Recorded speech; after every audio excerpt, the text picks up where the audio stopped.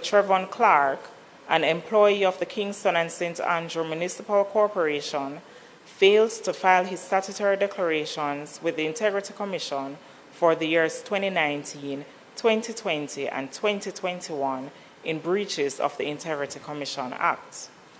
Thirdly, Mr. Charlton McFarlane, an employee of the Registrar General's Department, failed to file his statutory declarations with the Integrity Commission for the years 2019, 2020, 2021, and 2022 in breaches of the Integrity Commission Act. Mr. Dwayne Vaz, a former Member of Parliament, failed to provide information requested by the Commission in respect of his statutory declaration for the year 2019. And finally, Mr. Oral Reed, an employee of the Kingston and St. Andrew Municipal Corporation, failed to file his statutory declarations with the Integrity Commission for the years 2019, 2020, and 2021 in breaches of the Integrity Commission Act, along with their respective indicative ruling. Thank you, Madam Speaker. You have a thing called wickedness can't done. You have a thing called wickedness can't done. So, the Integrity Commission made a false report on Dwayne Vaz.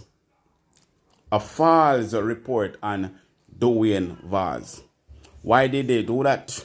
They did so because they want to discredit the work that Mark Llewellyn are doing. So they want people to say, oh, so Mark Llewellyn go on like in the fight against corruption when him have corruption in impact. That is what they are trying to do. You understand me? I say, first and foremost, what they said Dwayne Vaz did was not declare his asset back then in 2019. So, them claim to say him never declare him asset, which this man don't have no outstanding document at all. And even the Integrity Commission send a letter to this man, let him know, say, he's clear. He's clear. He explained himself, him say, him take a little while to declare his asset because him did have some difficulties beyond his control. You understand? So, why did the Integrity Commission send a false report on Dwayne Vaz, say that he did not declare his asset? The same thing when I talk about when I got charged Dwayne Vaz for, which he already declared his asset. Andrew Wallace for the past 3 years have not declared his asset. So how comes the Integrity Commission cock up them 2 foot to make a false report on a man instead of them go do the right thing and send in Andrew Wallace report? Why are they afraid to send in Andrew Wallace report? That is the question that I would like to know. But people, bless up to my viewers and my subscribers them. May hope everybody having a blessed and a wonderful day. Now, my viewers and my subscribers, remember, in everything you do, always put God first. In every any situation, just always remember to call upon God. Always remember to pray. Because say them now move forward, keep the devil if Paula Llewellyn. No, people, we have a lot coming up inside this update. So, including, me want to see how it go played out because, unfortunately, it sound like a them run the system. It sound like a them make the law and them can break the law whenever. But people, make we run the intro and come back.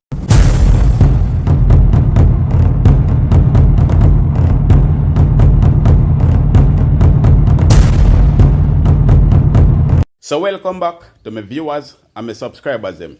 Big up to all of my viewers, big up to all of my subscribers them. We continually support the channel and help the channel to grow. Now, remember to leave a like on this video. Remember to give it a thumbs up.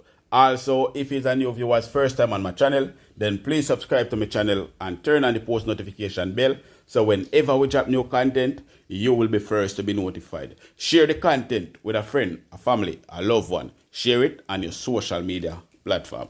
Alright? Now, people, let me say this to you once and for all. Do not be distracted.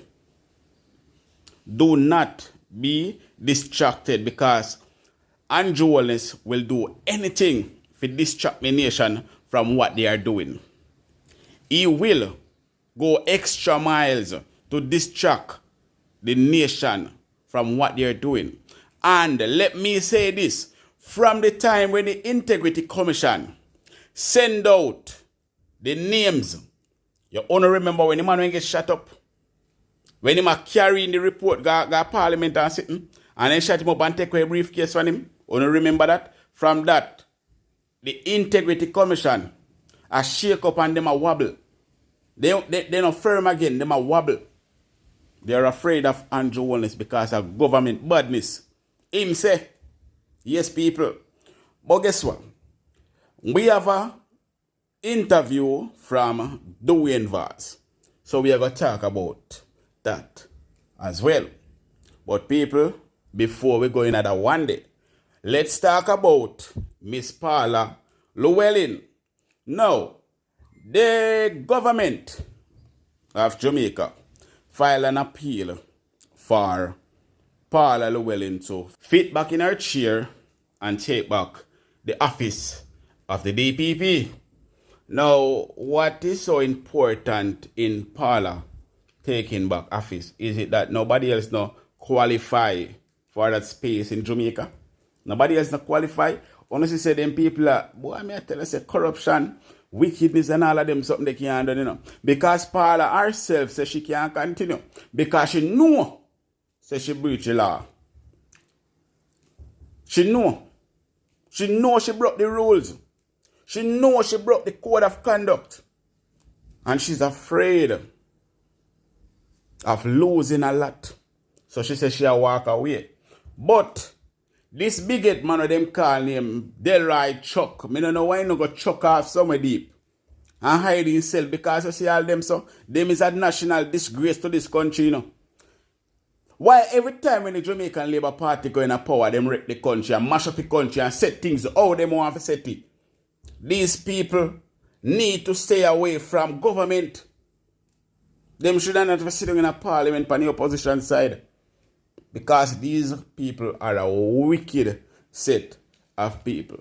But we could check out what this big one, when they call him Denari Chuck, had to say.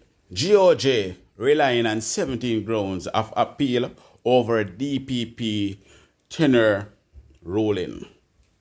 The government has filed an appeal to resolve what it's described as an inconsistency in recent court ruling on the tenure of Paula Llewellyn as Director of Public Prosecution, DPP. Last Friday, the Constitutional Court struck down an amendment that allowed a second extension of the tenure of Miss Llewellyn as DPP. The court ruled that the amendment which extended the retirement age for the DPP from 60 to 65 was validly enacted into law. However, it also found that the Holiness Administration acted unlawfully. You hear that? Them acted unlawfully in granting the DPP the second extension. So you see what they go on, people? Pure corruption over there in the Andrew Wallace-led administration. Andrew Wallace is a crisis.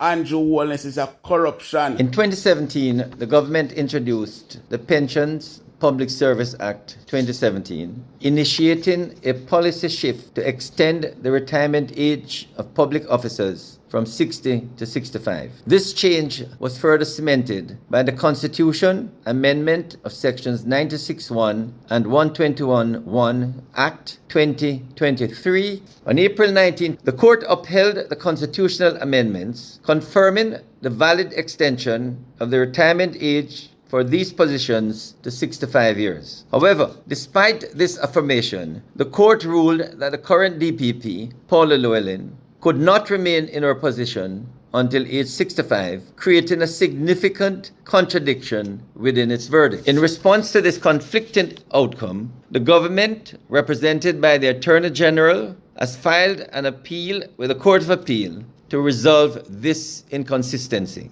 The appeal argues for a harmonization of the retirement provisions, maintaining the intended retirement benefits for all affected public officers as per sections 2.2 for the DPP and 3.2 for the Auditor General in alignment with the Constitution. The government remains committed to ensuring that statutory and constitutional amendments serve the intended purposes without ambiguity or disadvantage to any public officer. Now, this government do everything in their power just to make sure them keep Paula Llewellyn. For some reason, I don't know. Maybe because Paula Llewellyn is the only one that they can use to do their dirty work. The bulldog, her, you know? She had the bulldog, you know, and she had the one way them can use to cover up the dirty work, and them can use to do them dirty work as well.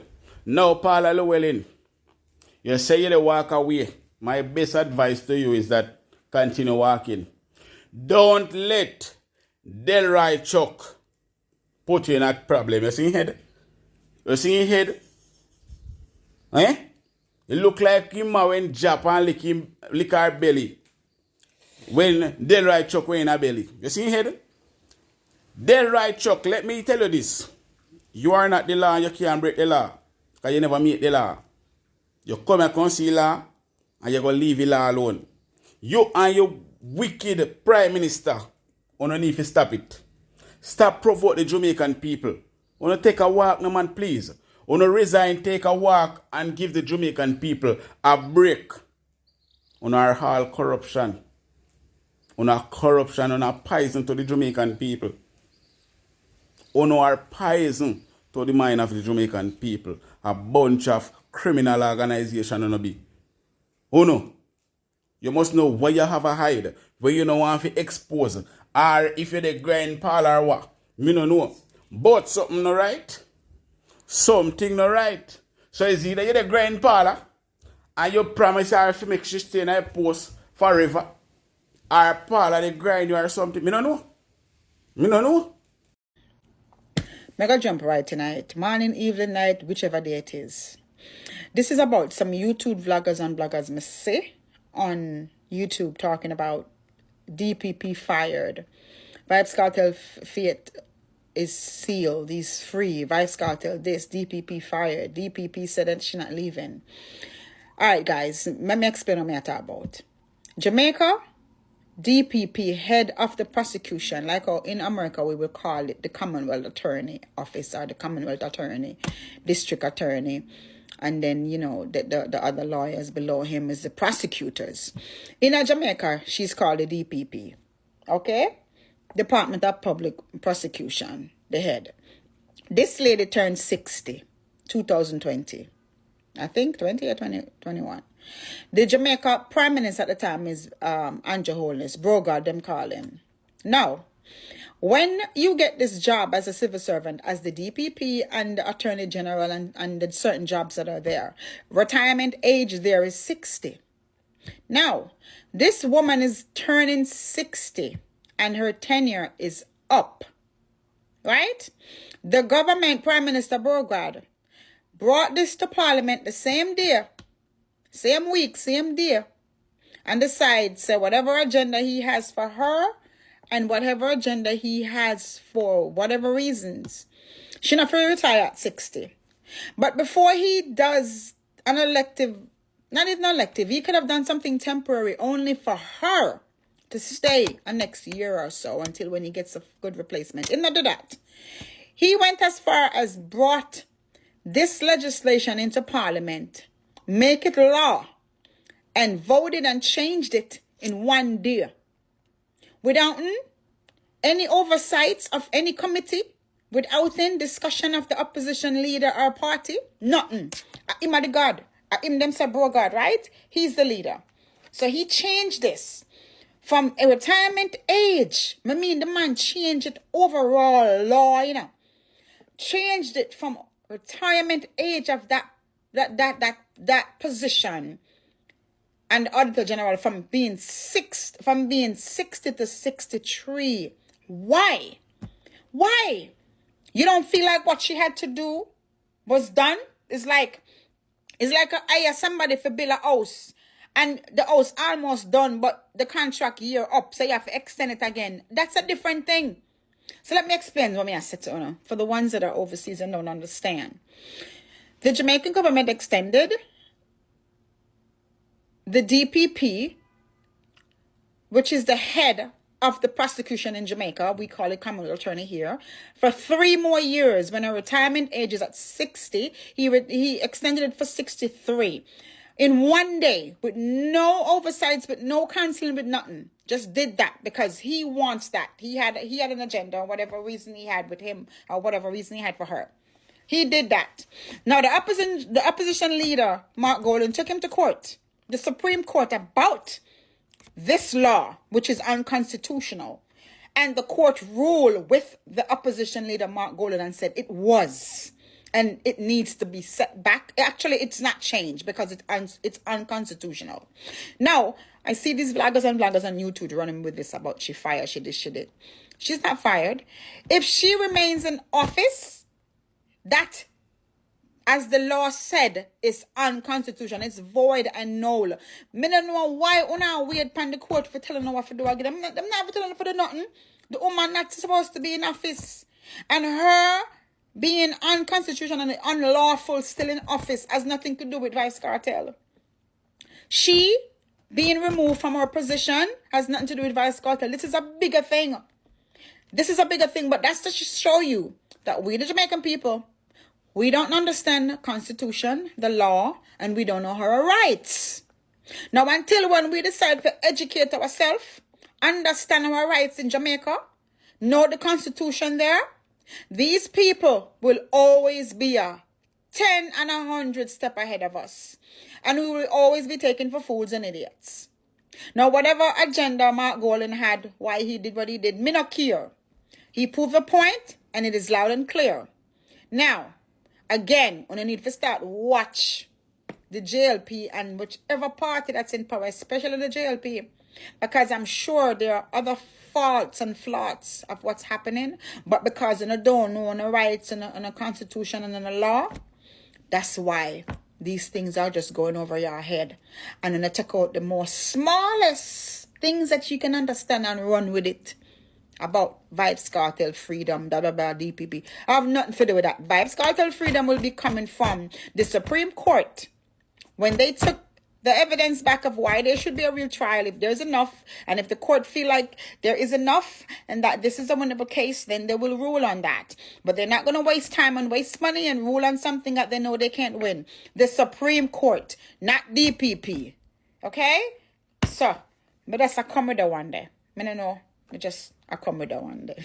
No, me no wanna wait pan fi take back the country from these criminals, people.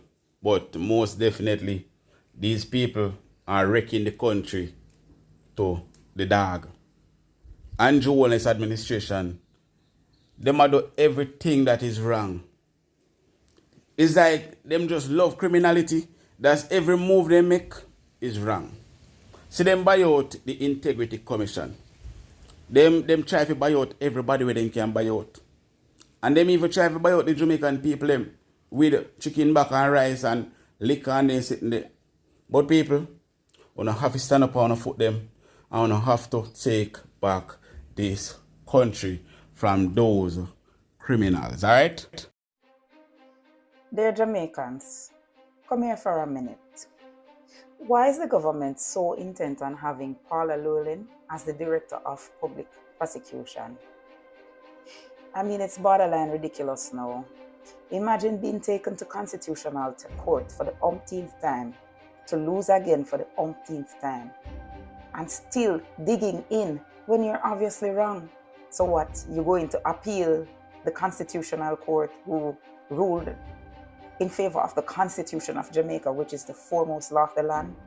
Government, this is becoming ridiculous. So for those of you who are not aware what is going on, Paula Llewellyn, the Director of Public Prosecution, should have retired over 3 years ago. A matter of fact, it's closer to 4 years. Now she got an extension, a 3-year extension, which initially was supported by the opposition. When that 3-year extension expired, which was last September on her 63rd birthday, the government again attempted to have her employment contract extended. This time without consulting the opposition. Of course, that is in full breach of the Constitution, which is extremely clear in stating that not only do they have to consult the opposition, they also need to have the opposition agree with the extension, but not this JLP government. Now, of course, they lost the case when the opposition took them to court for the breach of the Constitution. Instead of simply replacing Paula Llewellyn with a younger, equally or more qualified DPP, they've decided to ask her to step aside while they appeal the judge's ruling. I have never heard this before in my life. So now, we have an acting DPP. I don't even know if that is legal, but whether it's legal or not, Miss Claudette Thompson is now the acting DPP, while the government is going to appeal the decision of the Constitutional Court of a country it is in charge of. So again, the government refuses to abide by the Constitution of the land. Isn't that just plain ridiculous? But I have a question. I have a burning question. Why is it that the government is so intent on having this particular woman, Paula Llewellyn, as the DPP? Aren't there other equally qualified people out there? I mean, they want her there to the point where she hasn't even formally stepped aside. We have an acting DPP that has been appointed. Normally, the position should be made open and people apply for the job. It's a job. And then they are interviewed and a suitable person is selected for the position. But no, Paula is still technically the DPP, even though she won't be able to work as the DPP. I believe we are in a conundrum. But you know, I have a niggling feeling in the back of my head. The Integrity Commission just submitted 5 reports to the Parliament. Now, Parliament comes off recess today. It would be very interesting to see if the House Speaker, Mrs. Juliet Holness, actually tables those 5 IC reports. Because I just have a niggling feeling. So some of them illicit 6 people there in that 5. And remember now, if the Director of Corruption Prosecution decides that there should be charges brought, the DPP will have to prosecute. The DPP will have to recommend prosecution. That's the bottom line. Could it be this reason in particular why they need Paula there to recommend that they not be charged? Could it be that they need her there to save themselves from possible prosecution? I don't know, I just ask a question. But what you think?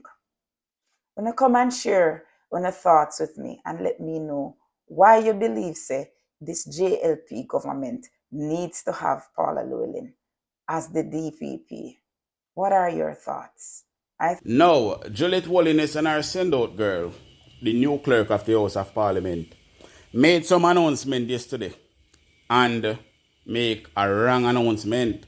And I wouldn't say they make a wrong announcement, and I would say that the Integrity Commission, we say they have integrity, where people fear look to bring these criminal politicians down. They are the one that turn around to be criminal themselves. Because if you have a pick side with Andrew Holness, if you save Andrew Holness, Bramwell backside, then on gone far. Now, look how much report they have sent out, including the 6 criminals that are sitting there in Parliament, stole over 14 billion of taxpayers' money and counting, which we know say Andrew Holness are one of them. Juliet Holiness are one of them. Because they said 6 people that are in Parliament. Them never say 6 people from random company and a MP that is no longer a MP, a former MP. And then now, the worst part of it is that they wrongfully accuse this man just for discredit Mark Golding work. People, wanna see what they go on? A mind game them are playing now. But guess what? Do not be distracted by these criminals. Do not be distracted by these criminals. Now, what they might try to do, they might try to distract you from the fact that Andrew Wallace still cannot declare his asset for the last 3 years. They might try to distract you from the fact that Christopher Tufton go up against Andrew Wallace to get the leadership. Uno na here wagwana Belmont Road over there. Uno na here wagwana Belmont Road over there. Uno na see them split up. Who get locked out a meeting from who no get locked out a meeting from who couldn't enter meeting from who can enter meeting. Christopher Tufton are going up against Andrew Wallace for the leadership. So it split the JLP in a two. So they might try everything in them power now to distract the people of Jamaica.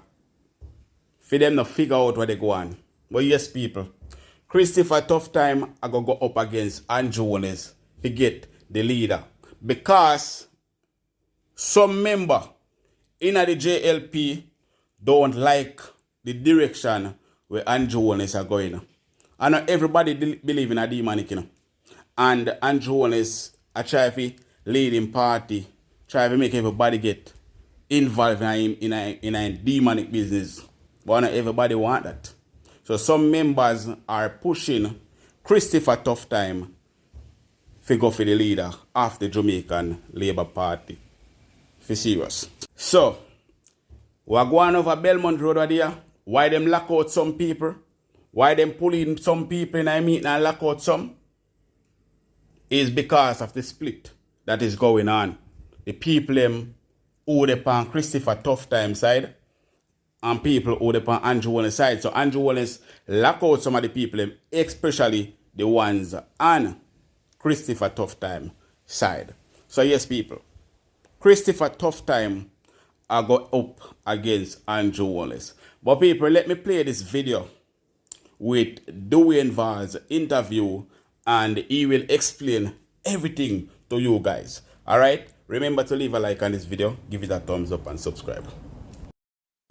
Which does not constitute an audit, it appears that the declaration has been duly completed in accordance with the provisions of the Integrity Commission Act.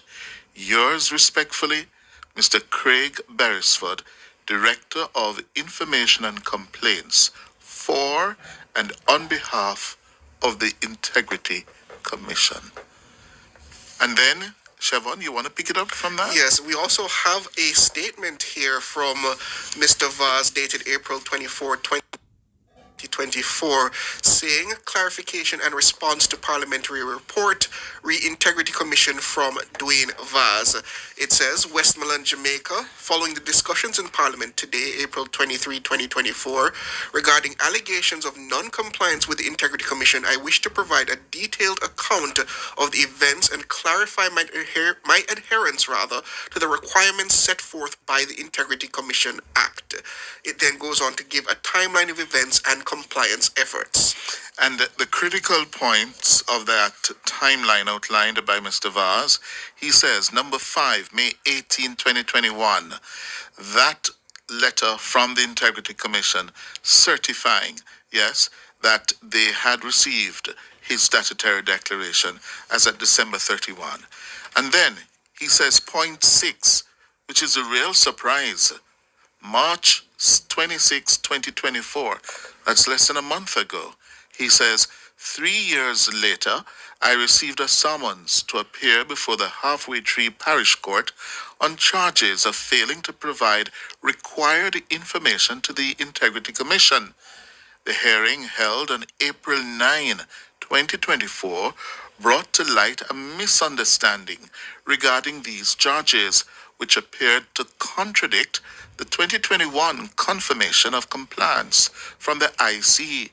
I was charged for failure to submit declarations, which is untrue and has been verified by the May 18, 2021 letter received from the Commission. That is interesting. It says it goes on to point 7, which says court proceedings. The court recognized the inconsistency in the information presented. I have been given the opportunity to review the Commission's documentation further and am scheduled to return to the court on April 30, 2024. It says, note that the lawyers representing the Integrity Commission were unaware of the May 18, 2021 letter from the Integrity Commission certifying my declaration. What is this? Mr. Vaz joins us. Good afternoon, Mr. Vaz. Good afternoon. And let me quickly add, it's Dwayne. It's Dwayne. It's Dwayne Vaz. Okay. Yes, Dwayne Vaz. So we know we have another prominent Vaz.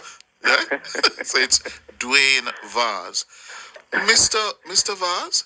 So yes, you appeared in court, right? Yes, I did. On April 9, 2024. And in your chronology this afternoon, you said, note, the lawyers representing the Integrity Commission were unaware of that May 18, 2021 letter from the Commission certifying your declaration. So yes, that's when correct. Did that come out in court that they were unaware? Yes, the lawyer stated she did not have that letter on the file. So we provided the letter to her at that point in time. And after that? And after that, it was decided that both lawyers should have a discussion and find a suitable date when it would return to court. And it was agreed that we should return on the 30th of April. That's week after next Tuesday. Yes, week after next Tuesday. So what happened here? Well, next Tuesday to be exact. Yes, next Tuesday, right? Next Tuesday is the 30th. So, yes. Have your lawyers indicated to you what happened here? Well, based on what happened, because when my lawyer saw the letter they sent me, we were confused as to why the charge stated that they're charging me for non-submission or non-declaration. Because I had the proof that I had actually submitted. So what I thought they were charging me for was actually a payment that they stated I should have made, which I was not, well, I wouldn't say not aware, but based on the letter on May 18th, I thought, probably assumed wrongfully, that I was not supposed to pay that money. That's a figure of $250,000. That's a penalty for non-submission. When I received the summons this year, I was so surprised I actually called the Integrity Commission before the bailiff because I was confused. I thought something was wrong. So the bailiff turned up? When I called them, they advised me that it's because I did not pay that fee. So hold on, a bailiff turned up at your premises? Well, I was actually at my son's sports day, and they phoned me. Well, they called me. I told them I was there because I was not hiding. I told them to come and see me at the sports day, which he did. And I was so surprised because this was 3 years after. I heard nothing from the Integrity Commission from I received this letter on May 18th. So you would understand how surprised I was to receive a summons from an agency that I thought I had complied with fully. So, Mr. Vaz, I actually have the report in front of me, and it does say that the DI concludes that you were given an opportunity to discharge liability by paying the fixed penalty and submitting the requested information, and that the DI further concludes that you only complied with the latter. Therefore, your failure to discharge your liability was inconsistent with Section 43(3) of the Integrity Commission Act. So they're saying that, yes, you failed to pay a fixed penalty. And that's why I thought I was being charged for failure to pay. Because what happened, as I said, I wrongfully assumed, or probably wrongfully assumed, that because the letter was worded in that way on May 18, I thought that everything was done with. That you were compliant. That's what I thought. So I was surprised this year when they approached me. But when I called the Integrity Commission, they explained to me that it's the funds, that is the money that I didn't pay, why I'm being charged. But the actual charges stating that I did not submit the document, which is not true. So that is misleading everyone. It would seem like I failed up to this day to submit that declaration for 2019, which is not the case. But explain this to me. Why are you being charged a fixed penalty for something that the Integrity Commission says that you fully completed? Well, the payments, they had sent a notice in February 2021, as I see in the statement.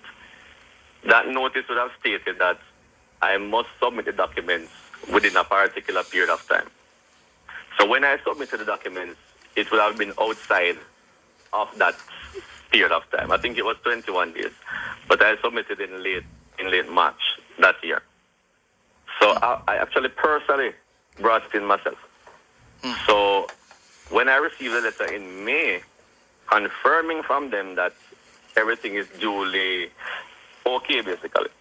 That's I May 2021. assumed that everything was okay and done with, and the matter was done with. That was 3 years ago, May That was 2021. 3 years ago. Well, this is interesting, yeah. And again, the questions about the Integrity Commission proceedings and handling of these matters, because when the report was tabled in the House this afternoon, explain to us how that was presented. It was presented as he had breached Section 43(1)(b) of the Integrity Commission Act, which suggests that he failed to provide the information. It said nothing about a fixed penalty. And it also said he was charged, Yes. right? Yes.